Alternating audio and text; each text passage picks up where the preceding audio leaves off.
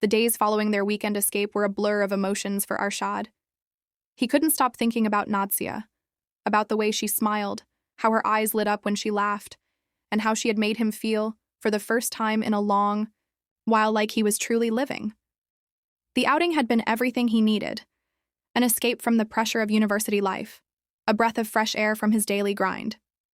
And Nazia, she had made it feel so effortless, so easy. But as the days wore on, Arshad couldn't shake the feeling that something was missing. Despite the fun they'd had, despite their growing bond, there was always a distance between them. Nazia's world was so different from his own. She was popular, confident, always surrounded by people, and no matter how much time they spent together, there was always something that kept her a step ahead. Arshad couldn't help but feel like an outsider, like he didn't truly belong in her world. One afternoon, Arshad found himself sitting alone in the university courtyard, waiting for Nazia, as he usually did. The breeze was warm, the sun shining brightly above, but Arshad's thoughts were far away. He stared at his phone screen, trying to distract himself, but all he could think about was her. What was it about her that had him so captivated? Finally, he saw her walking toward him. She looked as beautiful as always, her steps confident, and her smile wide. She waved at him, and as always, his heart skipped a beat. "Hey," Nazia greeted him, her tone casual, almost carefree. "You're waiting for me again?" Arshad smiled, nervously. "I wasn't sure if you'd show up, but it's good to see you." "I always show up for you, Arshad," she said, sitting down next to him.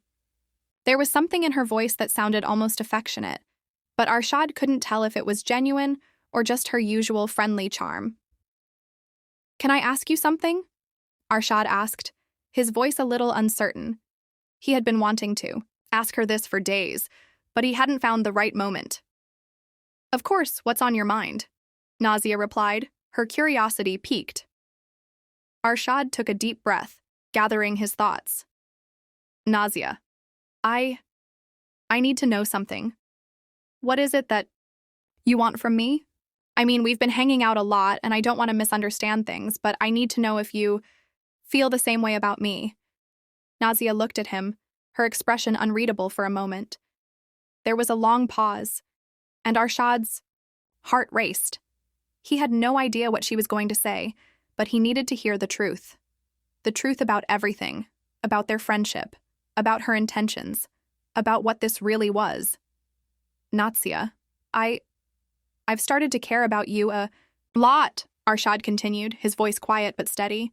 "And I don't know what you want from this, but I need to know. I can't keep pretending like everything's fine when I'm feeling this way." Nazia's eyes softened for a moment, and then she let out a soft laugh. It wasn't cruel, but it wasn't exactly warm either. "Arshad," she began slowly, "you're such a good guy, and I don't want to hurt you. But I think you're reading too much into this. I enjoy our time together, really. I do. But I'm not looking for a relationship right now, and I don't feel the same way you do." Arshad's heart sank. The words hit him like a wave crashing against a rock. He tried to keep his composure, but the pain in his chest was almost unbearable.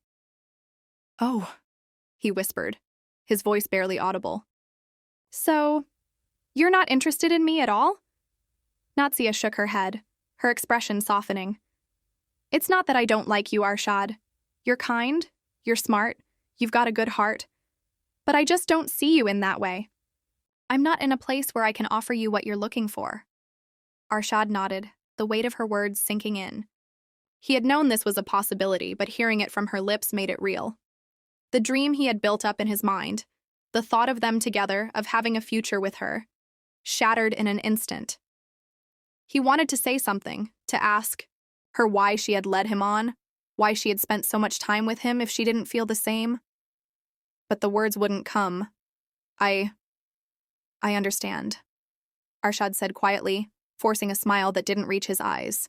"Thanks for being honest with me." Nazia reached out, placing a hand on his arm. "I don't want things to be awkward between us, okay? I still want us to be friends." But Arshad couldn't shake the feeling of betrayal that lingered in his chest. How could she want to remain friends when she knew how deeply he cared for her? How could she act like everything was okay when it was clear that he was the one who had gotten hurt?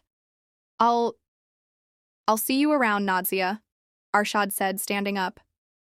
He didn't want to make a scene, didn't want to show how devastated he was. He turned and walked away, leaving her behind. As he walked across the campus, the weight of his broken heart became too much to bear.